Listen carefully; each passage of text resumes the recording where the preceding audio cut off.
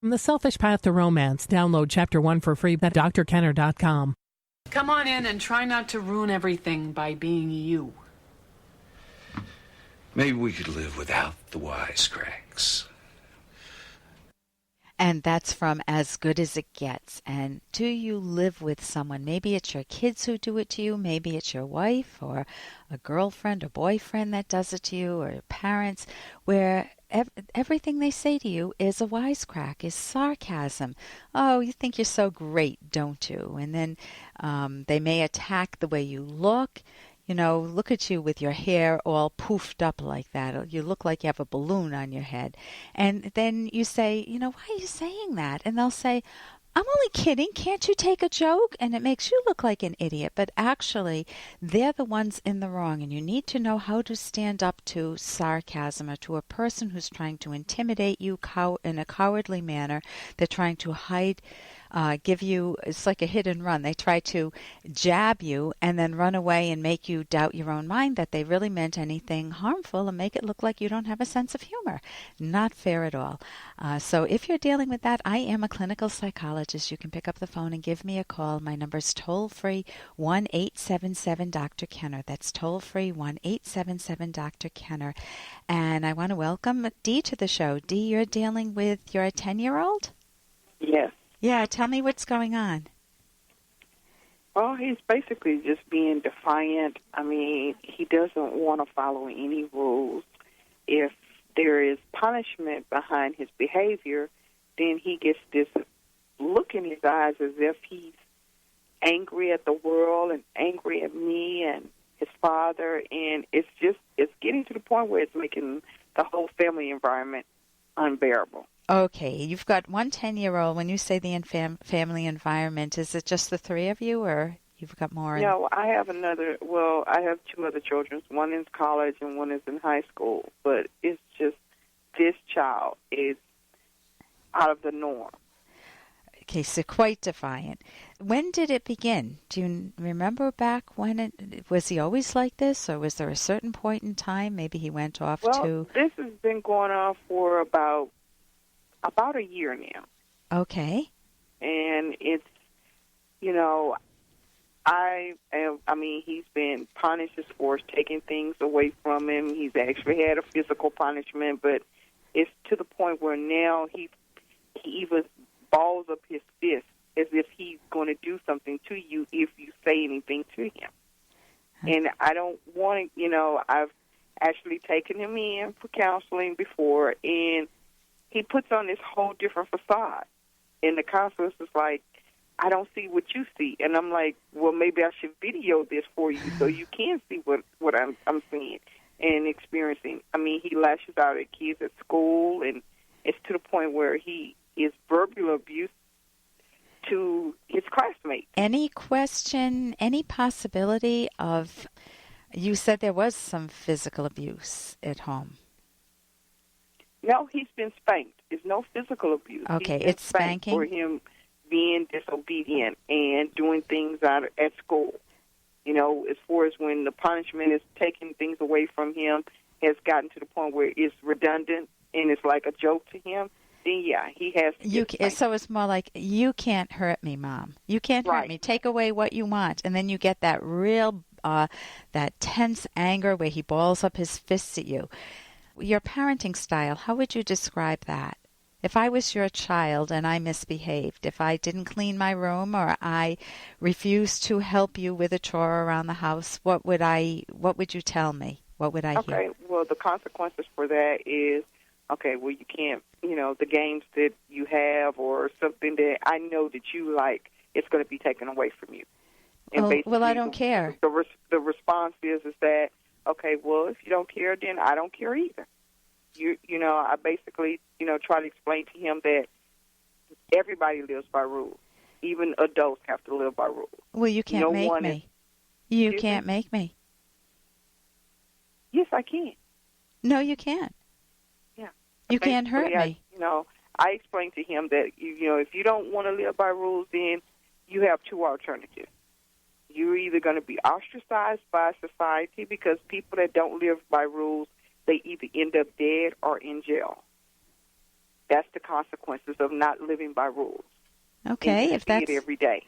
Okay, when has he been at his best? When have you thoroughly enjoyed his company? It's been to the point where it's been really slim and none.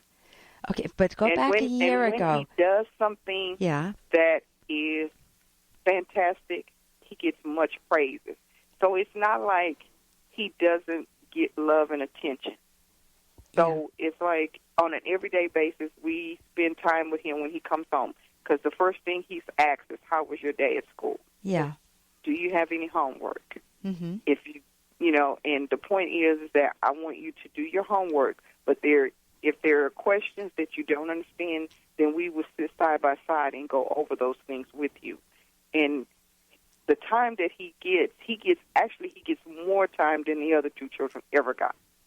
Because in the beginning I was a single parent with my first two children. Mm-hmm. Mm-hmm. So I worked all the time. So, I would expect them to be more rebellious, but they weren't. Mm-hmm. And this child is that he gets all of the attention. Mm-hmm. I'm married to his father. So his father is in the home. It's whatever, is going on in his life. I mean, when I walk in the door, no matter how tired I am, it's, Josiah's time. For him to explain what is going on. And he's the type of child that he does not want you to know that he's done something wrong. But he tells on himself because you can see it in his face. Oh, so you know him well enough that you can read it. Let me give you just some tips that may help. One of the things is when a kid is acting very odd, and he was a good kid maybe 2 years ago, but something happened a year ago where he changed. Something happened, and I don't know what it is. I let my mind, as a parent, I want to draw a range of possibilities. On one end, he's just a defiant kid. Kids do make independent choices, and they make their own character, and you can have kids in the same family. Some make good choices, some make bad choices. So it could be as simple as just he's making choices that are very... that are not good. And on the other end of the scale, I have had... Do you know what might be at the other end? No, I don't. Sometimes I have met with kids who have been sexually abused on the outside or bullied by kids or something that they haven't told their parents yet. And they said, I was acting out at home. I was hoping my parents would figure it out. And it's like a cry for help, not in a very effective manner. We both agree to that. But that there's something hidden behind the scenes. And since he has not been a defiant kid his whole life, I would go back a year ago and figure out what happened. Did someone lose their job at home? Did something happen in the marriage? Was there an affair? I'm not saying this is your case, but you want to look for what could have happened. Then you want to look for details with him. Draw your son out. He's expecting you to yell at him all the time. Instead of yelling at him, at some point say, honey, help me understand you better. How can we work better together? You engage his cooperation. I'm going to give you 2 different books that I recommend. One is How to Talk, and you can either get So Kids Will Listen and Listen So Kids Will Talk. They're at my website, drkenner.com. The other book, there's also one written for teens, How to Talk So Teens Will Listen and Listen So Kids Will Talk. But there's another book, Before It's Too Late, by Stanton Samenow, Samenow. And that's how do you catch a kid who seems to be going off the deep end at a young age and help them see a different image of themselves and work towards them and break a cycle between you that's going in the wrong direction. Listen, I wish we had more time. I want to thank you so much for your call, and I hope that helps. Okay. Okay, and if you want to hold on, I'll talk with you during the break. Okay. Okay.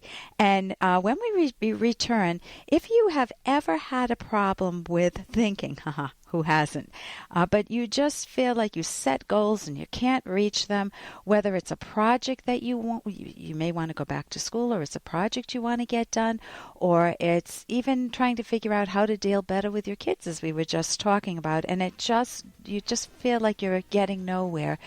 Stay tuned, because with seminar presenter and thinking expert Jean Maroney, we will be discussing the two most common thinking roadblocks that keep any of us from making progress on our goals. I'm Dr. Ellen Kenner on the Rational Basis of Happiness, drkenner.com.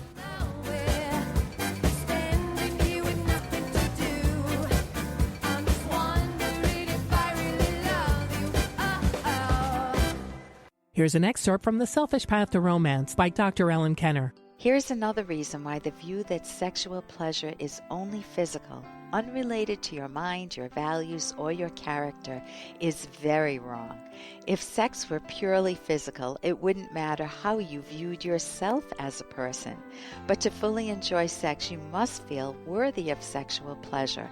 A person who feels selfless or who feels self-contempt will not get the same pleasure from sex as one who feels worthy and has high self-esteem. A man or woman who uses sexual conquest as a substitute for self-esteem soon finds that sex only hides their anxiety and self-doubt for a short time.